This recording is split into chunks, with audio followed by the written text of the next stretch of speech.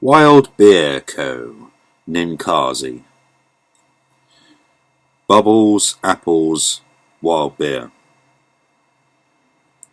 It's like a champagne of beer freaks. I like the touch of the wax there on the top. It's very posh, very posh beer. And should I drink it? Well, you know, it'd be rude not to, really, wouldn't it? You have to. I've always find these a nuisance. How do you cut this off without getting wax in the beer? I'm using a screwdriver. There's probably better ways available.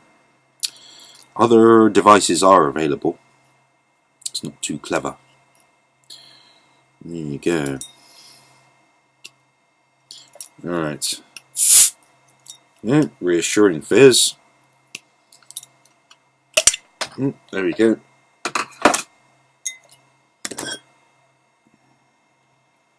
I don't always use the same glass. Actually, I do.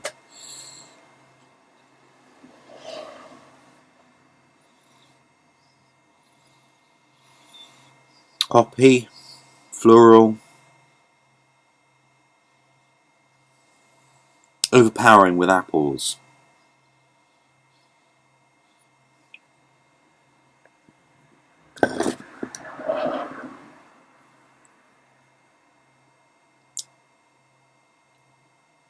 Yeah, I definitely recommend that. It's I don't have it every day, but it's a regular one that they do. Wild Beer Co. I also wouldn't drink it in the morning. Of course, the light is just confusing me there. Of course, it's night time. I wouldn't drink in the morning. That would be absolutely disgraceful.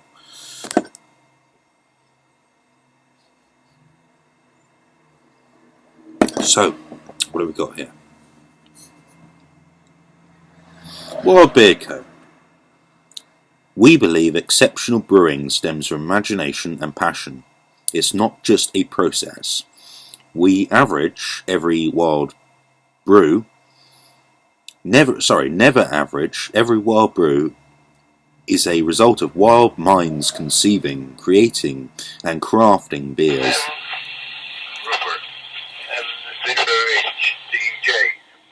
Apologies. There's amateur radio there in the background. Local repeater. UHF. We won't go into that now. Never average. Every wild brew is a result of wild minds conceiving, creating, and crafting beers that explore the boundaries of your palate. Brewing doesn't need to be confined by rules, tradition, or ingredients. You're right there. There's a lot of purity laws around. Like the Manx purity beers, purity brewing, whatever it is, you know, where you can only have 4 ingredients, and I think there's a similar rule in Germany. Nonsense, no, absolute nonsense.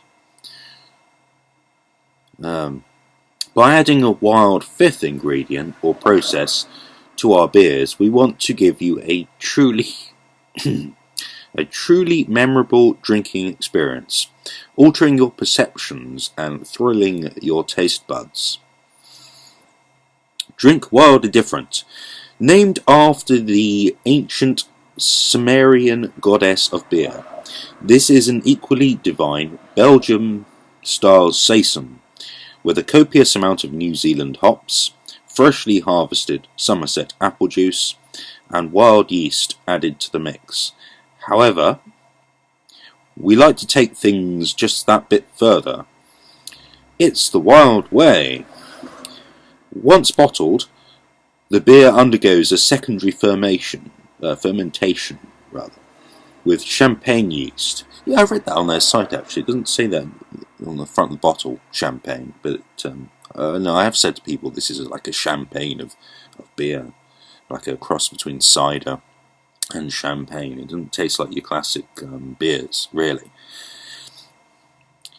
Giving it a brisk spritziness on the tongue, served chilled in a champagne flute to allow the bouquet of playfully aromatic notes to be fully appreciated. Take a sip to enjoy a further cascade of striking and sensuous flavours alongside the carefree champagne-like spritziness. Bit poncy language, really. It is a nice beer, though. It is a nice beer. The long, dry finish is both refreshing and complex. Serve as an aperitif, or alongside Westcomb's unpasteurized aged cheddar. And that sounds like some sort of local deal they've got going on. I have no idea who they are. Don't care. Whatever. Buy whatever cheddar if you like. Whose deep, creamy flavour and citrus aftertaste is the perfect accompaniment. Yep, 750 mils, 9% ABV, figures 9er. Very, very nice bottle and regularly available at Independent Spirit, which is specialist booze shop in Bath.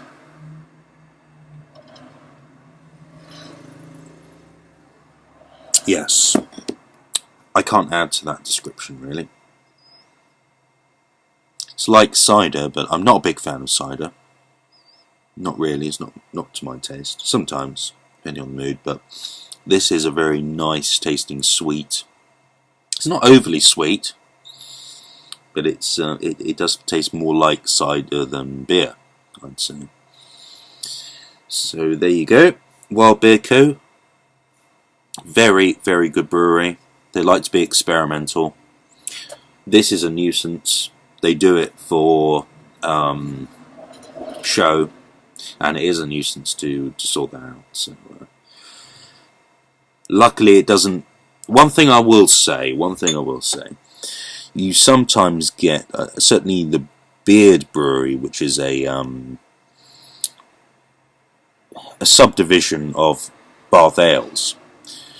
Their wax was very flaky, and you try to cut it off and it ends up in your beer.